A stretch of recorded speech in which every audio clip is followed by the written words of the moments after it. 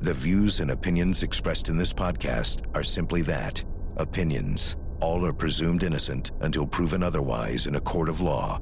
Sensitive topics are discussed. Discretion is advised.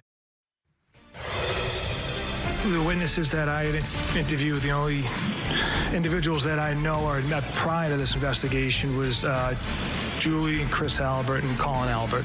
These came from me. Funny, I'm going through his client's phone. No nude so far. I hate that man. I truly hate him. Yes, she's a babe. Weird Fall River accent, though. No ass. Lead investigator and former Trooper Michael Proctor played a big role in Karen Reed's first trial, but will he be called in the retrial? And if so, when would be the perfect time? Plus, it was the battle of the reconstruction experts last week. So who do you think swayed the jury the most? We'll talk about it. Also coming up for you this hour, gangster rapper Suge Knight speaking out from behind bars, urging his longtime rival Diddy to take the stand. And alleged victim Mia returns for more cross-examination this morning. We're hearing her emotional testimony with the help of artificial intelligence. It's all coming up next for you right here on Opening Statements.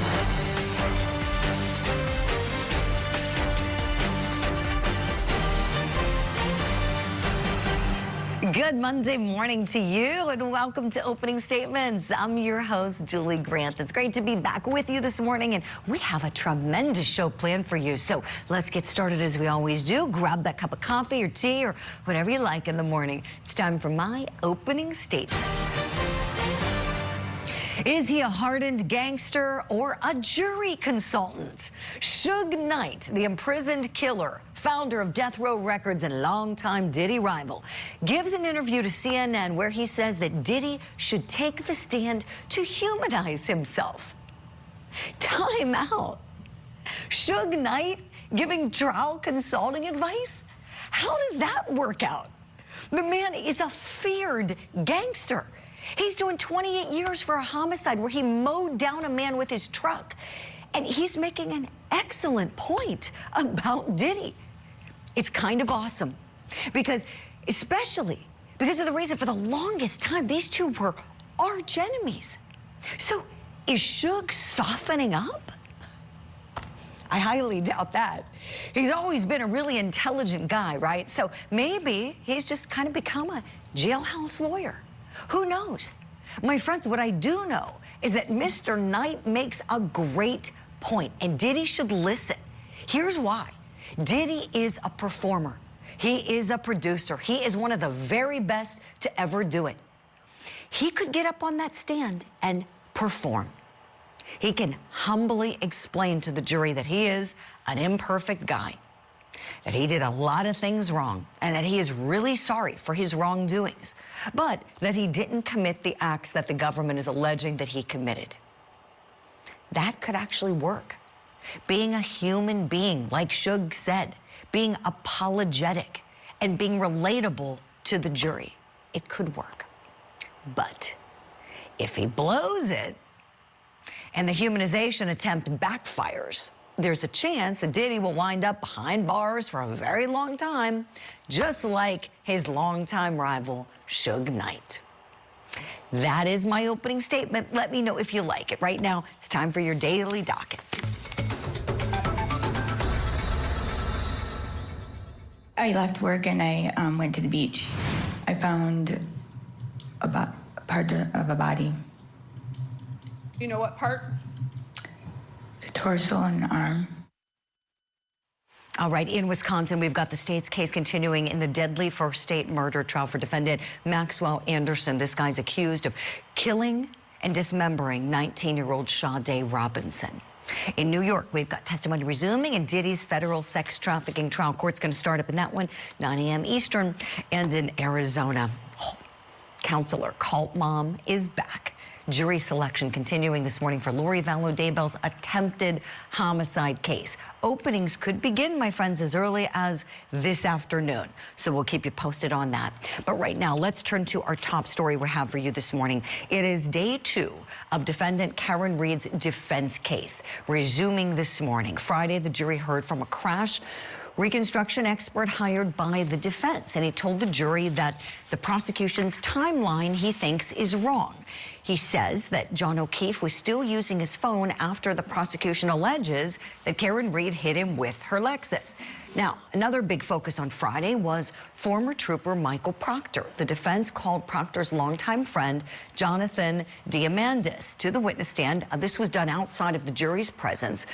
He was questioned in order to authenticate those, shall we say, ugly text messages that Proctor wrote about defendant Karen Reed.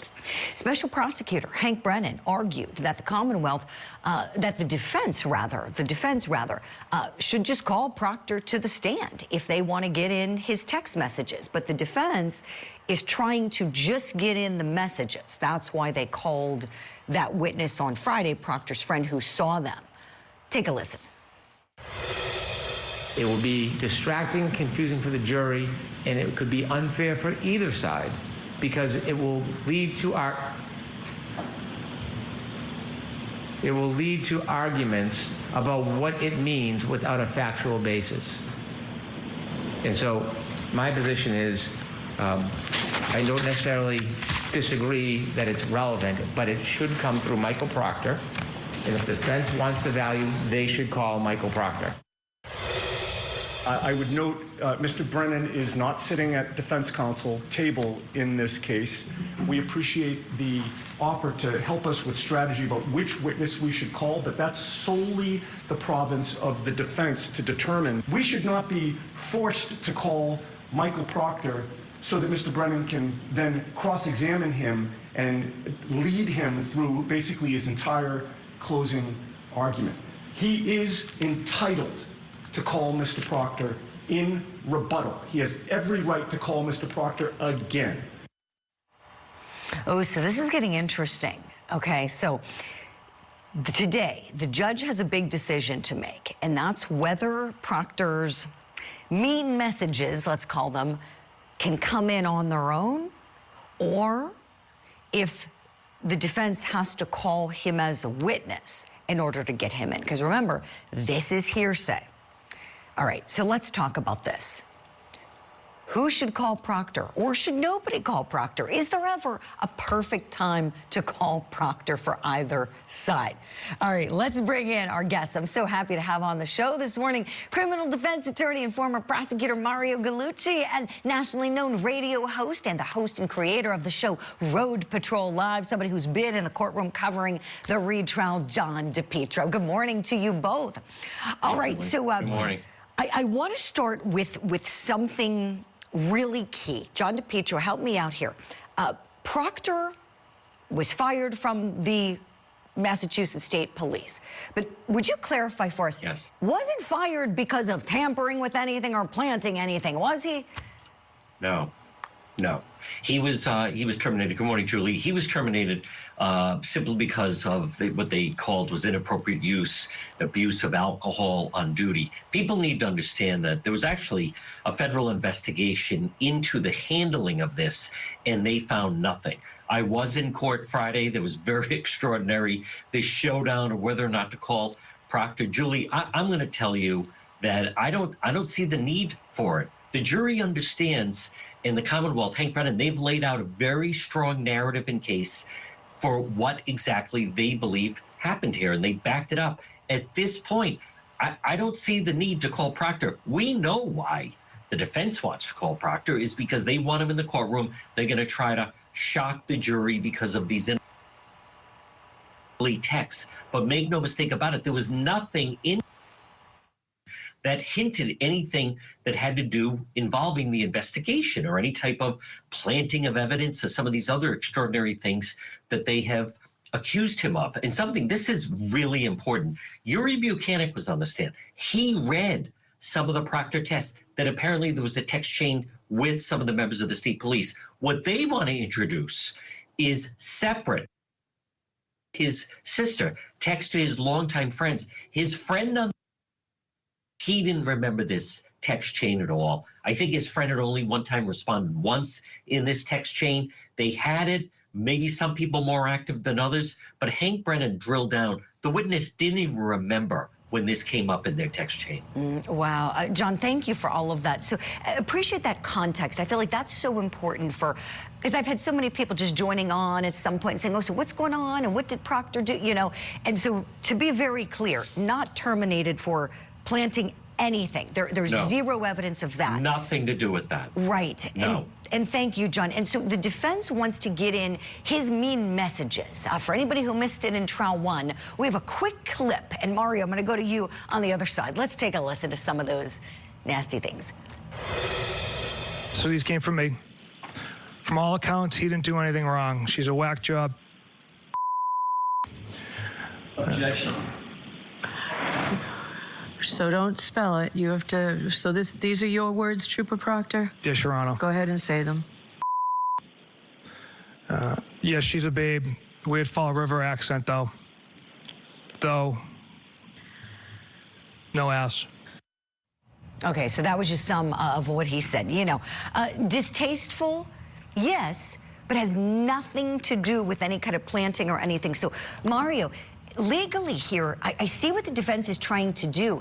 It seems that they just want those ugly messages in without having him live on the stand because they know, even though Brennan's not using them in his case, as John you know, astutely pointed out, Brennan doesn't need him. He's got Buchanan. He doesn't need him to establish this. They know that if they call him, then Brennan gets to say, there was no planting, there was no, you didn't, you know, all that. What does the judge do, Mario? Morning, Julie. So the defense is trying to make an end run here and get all of Proctor's text messages in without actually calling Proctor. You got to remember, he's fired now. On the first trial, he had a job. Now he's fired, so you really don't know what's going to come out of his mouth. I think that the judge rules for the prosecution in this and says the author of those messages is the person that should testify to those messages. And now the defense has a big burden because you don't know what he's going to say on the stand. You can't ask leading questions. He's your witness on direct. So whatever question you ask, he could do whatever he pleases at this point. So it's very risky, and that's why they're trying to make an end run around Proctor. Right, right, Mario. And thank you for that. Yeah, I mean, there's a hearsay problem. There's a big hearsay problem, you said, for the judge to try to get these in through a friend. You know, so looking at the cases last year to this year, John DePietro, you were in the courtroom for both here. Yep. In the first trial, the defense was able to add to their case by making Proctor look bad. This year, tell me, what do you think would even happen, whether they bring him in live on the stand or just his messages? Do you think it's going to have the same effect it did first time around? Julie, what I believe they're counting on is the juror that left, Victoria George, that briefly was part of the defense, but we haven't seen her in weeks in the courtroom. But from what I understand, she said that the text messages almost blinded her, and it changed the way she looked at the case, and she couldn't go backwards. I'll kind of use an example for the audience, like Mark Furman. With some of the language of Detective Mark Furman with the OJ case, some people couldn't get past that. Michael Proctor, he's a brilliant investigator. I covered him with the Michael Walsh case, which is still going on. There was nothing nefarious. These were inappropriate text messages he sent to his longtime friends and a family member. But make no mistake about it, there was really nothing that impaired or had anything to do with the investigation. They're using this for shock value. I think, Julie, frankly, as someone that's been sitting there all this time, I think they're desperate, and they're looking for something to distract the jury, something to shock them, to shake off a lot of the evidence the Commonwealth has put forward. Right. Excellent analysis, John. Mario, let me toss another legal question at you, please. Something I've been thinking a lot about, and John mentioned this a bit, how the defense team had requested a federal investigation be done. They were trying to claim that Karen Reed was the victim of corruption and a frame job and all this stuff. And the feds did investigate and found nothing. They found that the right person is standing trial with these accusations. That being said, that was the way that the federal government got a hold of Proctor's personal phone. They would have never seen his personal messages but for Karen Reed's attorneys saying, hey, something happened. You ought to stick your nose in this and look into it, and they extracted them. So, Mario, if he is up on the stand and is called, if you're the judge, should Brennan be allowed to bring in the fact that, how did anybody get your phone, Mr. Proctor? How did anybody see these messages on your personal phone? Do you think they can talk about the federal investigation and how it found nothing? Oh, absolutely. I think the federal investigation absolutely comes in. It goes right to credibility. Credibility is always an issue, and I think it would come in. That's another reason why they're very reluctant to call Proctor to the stand.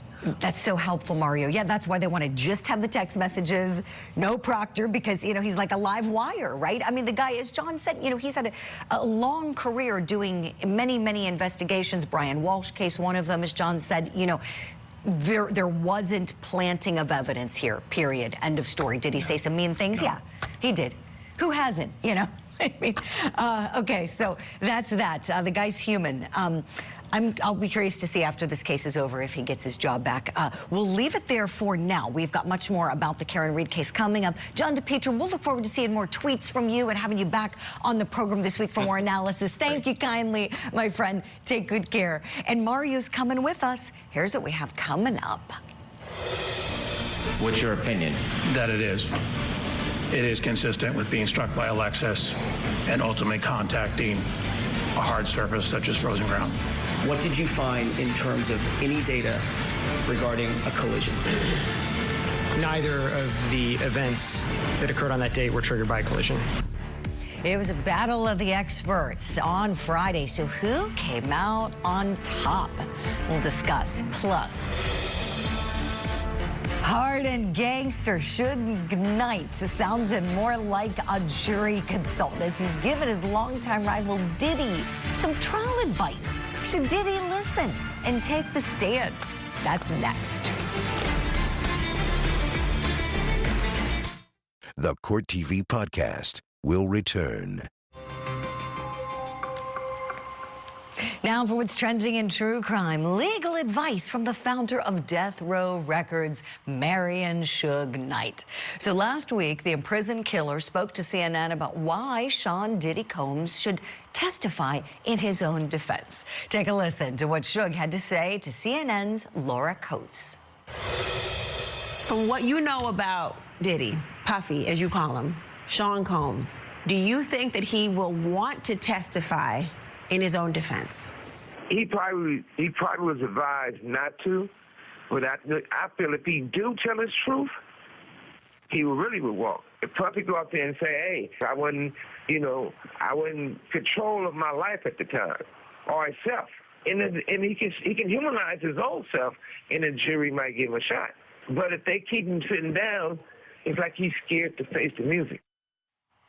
Now, Knight is serving a 28-year-long prison sentence in the state of California after pleading no contest in 2018 to voluntary manslaughter after a fatal hit and run.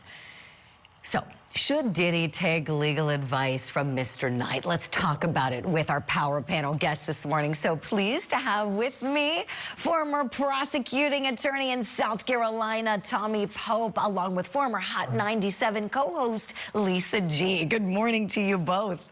Morning. Hi. My goodness, Suge Knight giving trial consulting advice. This is really something I never thought we'd see the day. Lisa G, how about you? Hi, good morning. That's like asking the main bully in high school to give you advice on the algebra test. Like, these guys are arch enemies. Right. There's no way that I would take advice from him. And I think Suge is doing this for his own ego. Look at all the publicity he's getting. But if I were Puffy, P. Diddy, whatever you want to call him these days, I would say, no way am I listening to him, nor will his attorneys. Right, Lisa. I was just talking to our awesome show director, Matt Woolley, about this, and he was saying, like, Suge is kind of setting a trap for Diddy here. Like, yeah, go ahead, testify. It'd be good for you. Great result for you, And, like, where really this is just he wants to see his demise. What do you think, Tommy? I agree. I think he's got a great point. That's like when we were kids getting the guy to throw the rock at the wasp nest and going, oh, they probably won't sting it. Exactly. But I think truly if you take a step back, all the horrible things we've heard in the courtroom, there's no good explanation. So if he can get up and personalize it, truly, I mean, again, not sitting in the defense room with them, but what's he got to lose? If he can personalize it and, almost have a mea culpa, and, I was drunk on my own popularity, on my own riches, and I went out of control, but it was never something, that was illegal. It was consensual, and it was this. Otherwise, I will agree with Suge. Otherwise, you're just sitting there and they're judging you. So, independent of where the information's coming from or the advice is coming from, it may be something worth considering. Right. And another good point, our director, he's so awesome, was saying, did Suge testify? And I'm thinking, no. And we've talked a lot about this, about how in Tupac's case, his dear friend, his artist, he's in the car. We know we've got the pending case for Tupac's murder, and Suge's not saying a word. So, it's like, okay, so you want Diddy to go up there and then be subjected to a big cross. Lisa G. Yeah, right? Lisa, yeah, these guys. What do you think? What do you think Diddy thinks about what Suge is saying?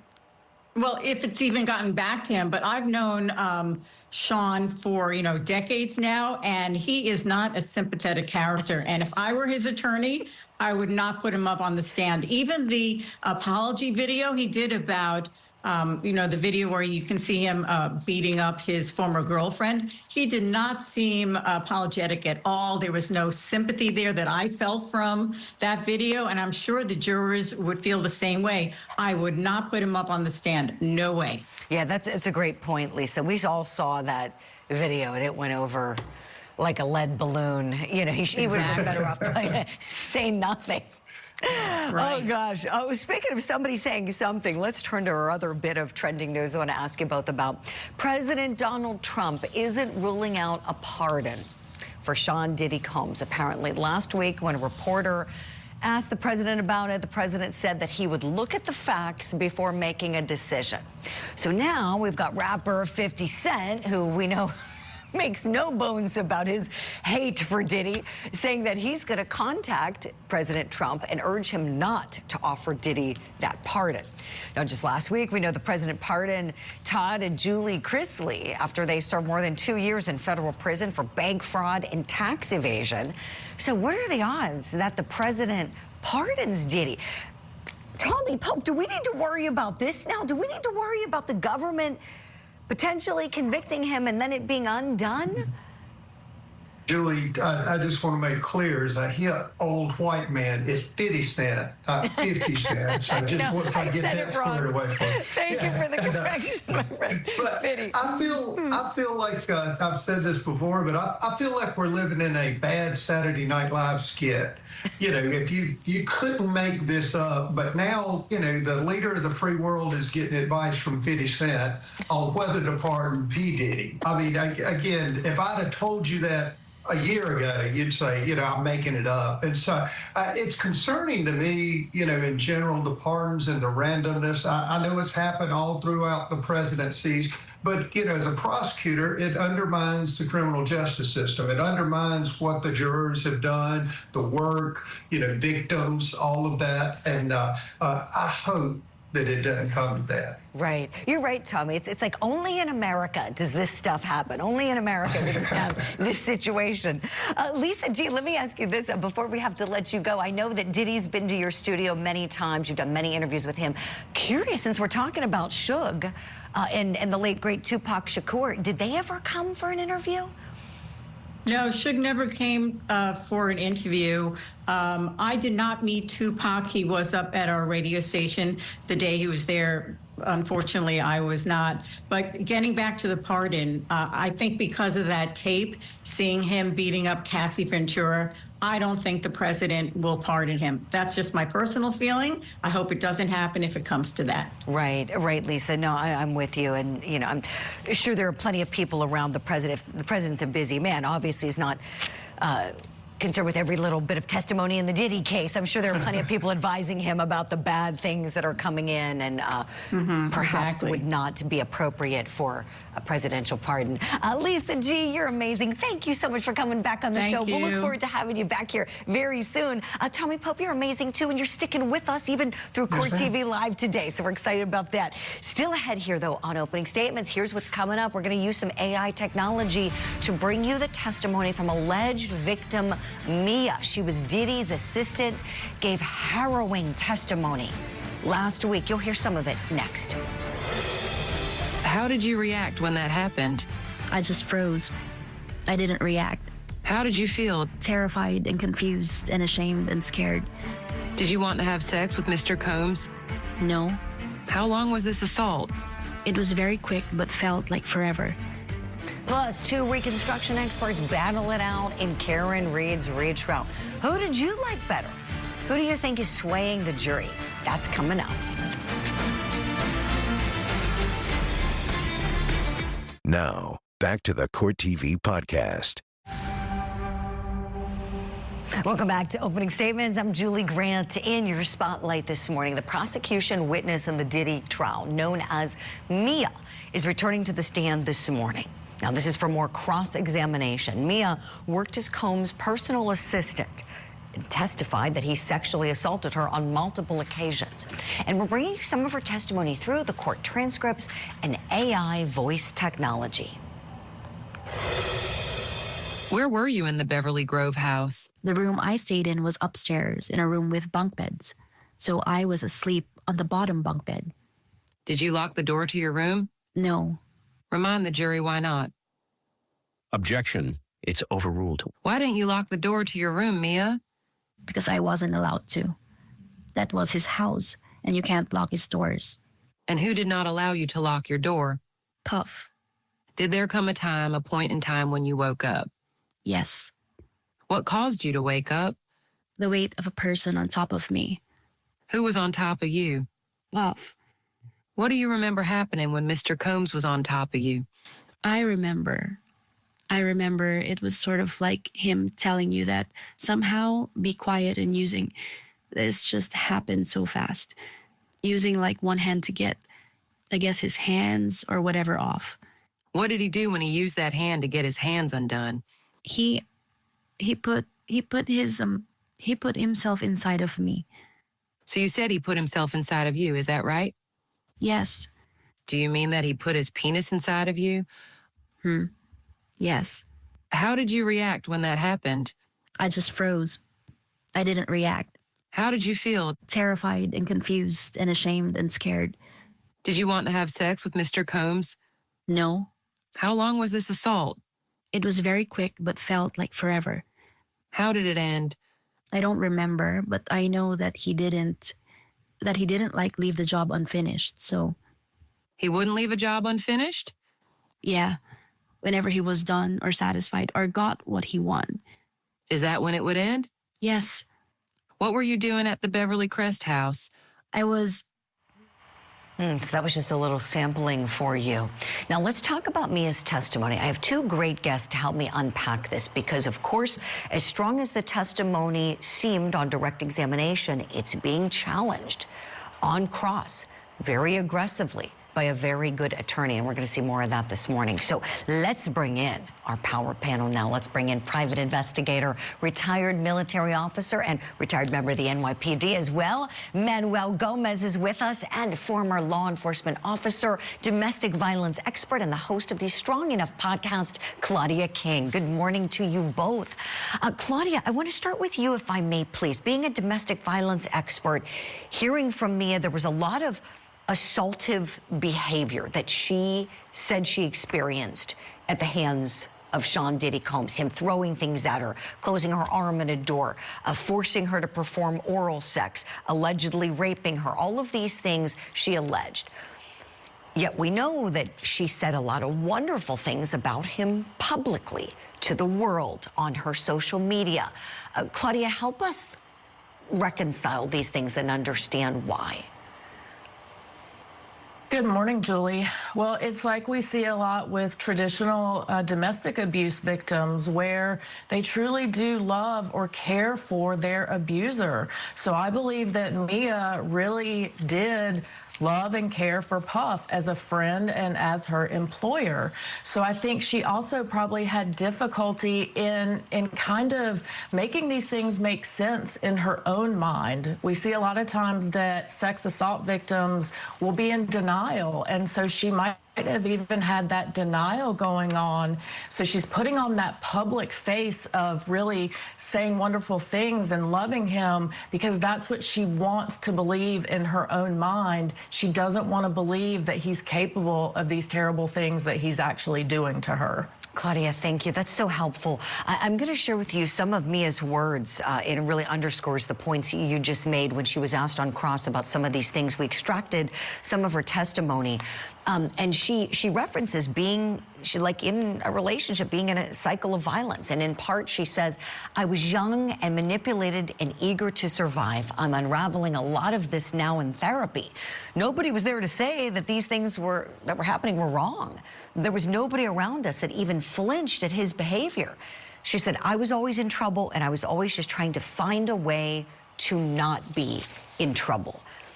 Manuel, this brings me to my next question for you. Having worked these kinds of cases, doing this type of work, very few people can say, if they worked cases that involve forced labor, sex trafficking, kidnapping. I mean, you've seen everything.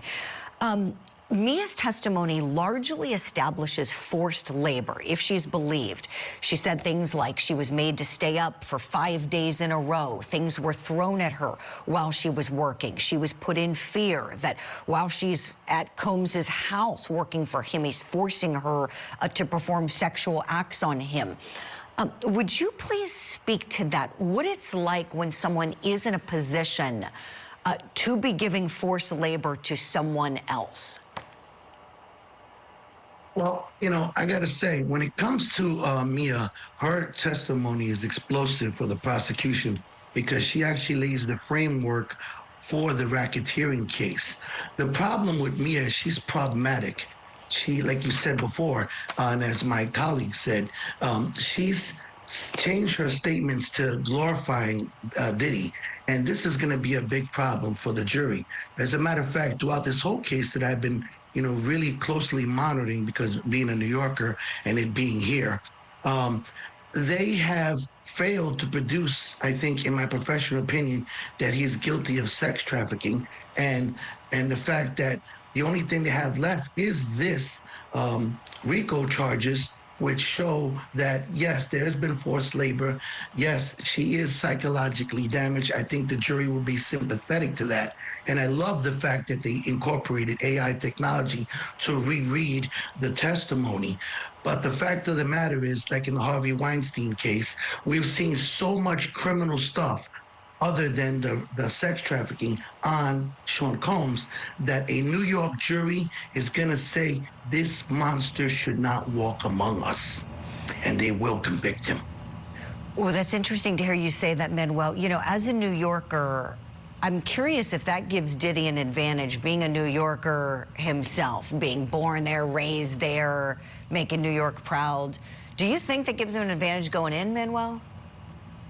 I think it took away his advantage because New Yorkers are known for being a little bit more sharper on cases like this. And since he was such an icon, he's let everyone down. And the fact of the matter is, more important than even all the superstars that have testified, as I said to you, is the assistants. The assistants that have testified in this case lay the foundation. Remember, Julie, they've secured absolute loyalty for P. Diddy. They secured threats and drugs and secured the hotels, everything necessary to do the racketeering for this case. Again, they're the ones that closed the lid on his coffin. Great analysis, Manuel. Thank you for that.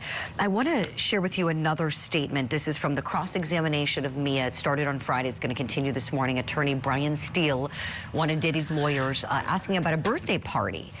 Pictures were posted. She said it's Puff's birthday. That's what the date was. I tried to forget that night and just shove it down. I never wanted to think about it. again, and because she was allegedly sexually assaulted then as well, but posting pictures publicly. So they're trying to make her look like a liar is what they're trying to do. Claudia, tell me, please, what do you think Mia can do to help herself today when she's back up there in trying to help people understand the place that she was coming from and not wanting the world to know, and why she put the posts up that she did that contradict the things that she say happened? I think she just needs to continue to be very honest with her answers and with the jury and explain to them what she was feeling in those moments. Some of the pieces that you showed earlier, you know, had her saying, I was young, I was manipulated, I was always kind of a screw up and I didn't want to be that. And I think people can relate to that. So I think she just needs to keep being honest, open, and vulnerable, not to get upset with the defense attorney as he is questioning her, and just tell her story as it is. Hopefully there are jurors that will understand maybe not the sexual assault and then kind of glorifying the rapist, but you know, seeing somebody or showing somebody in a light that you don't necessarily show them in, you know, behind closed doors. So hopefully some of the jurors will relate to that aspect at least. Yes, excellent analysis, Claudia. Thank you so much for that. Mia's going to be back up there approximately 9 a.m. this morning. Our team is there, so we'll have continued reporting throughout the day. Claudia King, Manuel Gomez, thank you both so much for your insight and your expertise. We'll look forward to seeing you back here soon. And coming up next here on Opening Statements, we're looking back at the reconstruction experts in defendant Karen Reed's retrial. Who would you say won the battle?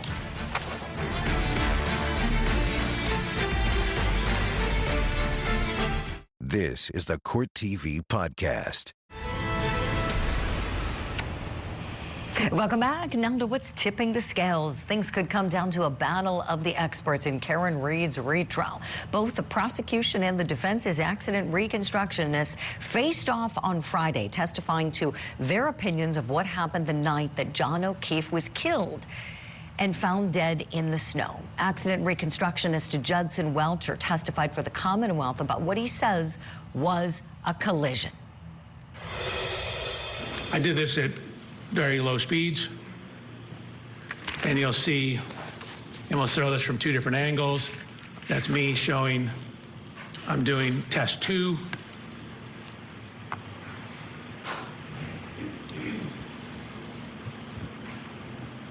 This is from a camera that we have pointing down at it.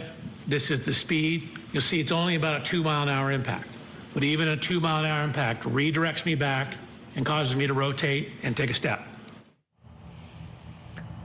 Wow. That reconstruction expert was really something. Now, the defense started off their case with someone to try to refute that expert's testimony. The defense expert, his name is Matthew DeSogra, gave his opinion. Take a listen.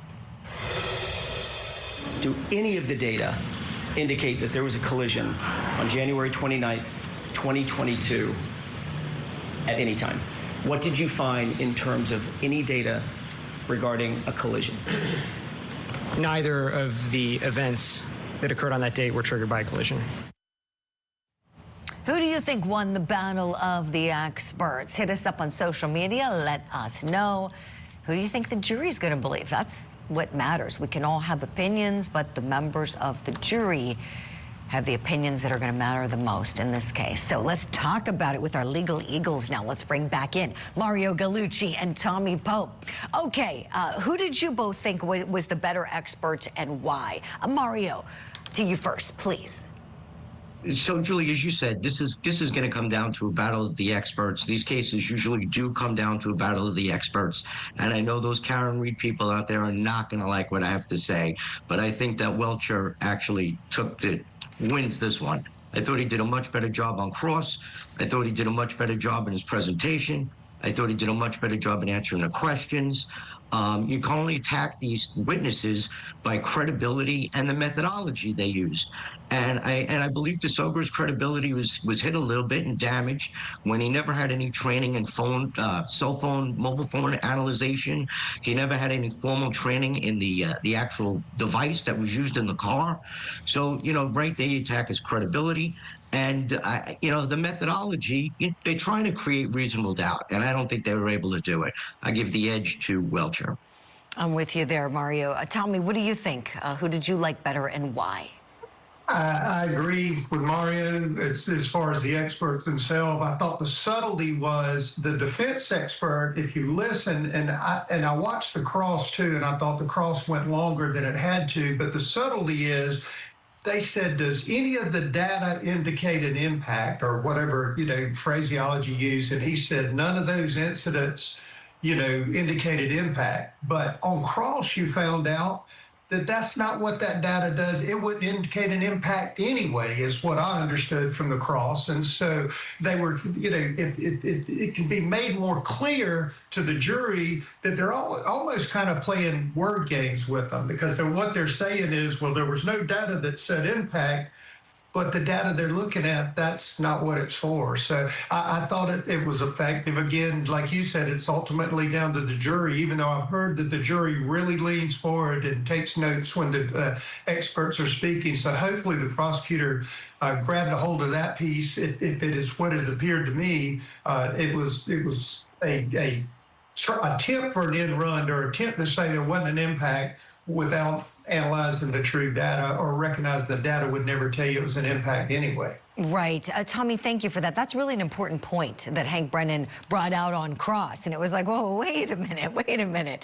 Let's explain what you're saying here. And I think the other thing that was problematic, and Mario, I'd love to know your thoughts on this, being a defense attorney, the defense expert never looked at Karen Reed's car. And Hank Brennan made a big deal about that. Never looked at it, never got another car like it, like the Commonwealth's expert did, never did any testing with it. How problematic do you think those things are when the guy is working for the defense? It's extremely problematic. Like I said, you attack an expert through credibility and methodology. And if his methodology is flawed, which I believe it was in this case, and not looking at the car is a big deal. I mean, the car is the instrument that led to O'Keefe's death, is the argument here. So how do you not look at the car? How do you not go through the trouble that Welcher went through? So I think it's very problematic for them, and that's why I'm giving it to Welcher here. Right. Big time. Right. And Mario, we're going to have to let you go in a minute. So one more question to you, please. How about Welcher using that blue paint? What did you think of that? Do you think that was pretty genius to demonstrate how the impact happened to the elbow? So I thought it was great, because you're going right to a juror. They know what blue paint is. They know where blue paint, where it comes from. It's not very complicated for you to make a jump to see. That was perfect, the way they demonstrated that. Brings it right down to the jury, puts it down right down to the easiest component you could possibly have in demonstrating how O'Keefe got hit by that car. Mm-hmm. I'm with you. I thought he was just awesome. What an awesome expert Judson Welcher is. I'm sure he's going to be getting a lot more phone calls to do a lot more cases. I saw somebody on Twitter said he was like the Dr. Kenny Kinsey of the Murdoch case. Dr. Welcher is to the Karen Reed case, and I certainly agree. And Tommy, I know you can appreciate that point being in South Carolina. Tommy's coming with us for Court TV Live. Mario's going off to court. Mario, good luck with your cases today. Thank you for your time and expertise. And that's all for opening statements, my friends. Watch the episode again, share it, go to courttv.com to do that. We'll be right back in Massachusetts. That's all for this episode of Opening Statements, my friends. I'm your host, Julie Grant, and it's been great being with you. On this show, I am calling out any pants on fire moments in our big trials and true crime stories, and I want you to come along with me. Opening Statements is live every weekday morning at 8 a.m. Eastern on Court TV. Thank you for downloading this episode. Please subscribe, leave a review, and share it with your friends. You can watch past shows anytime you like on courttv.com.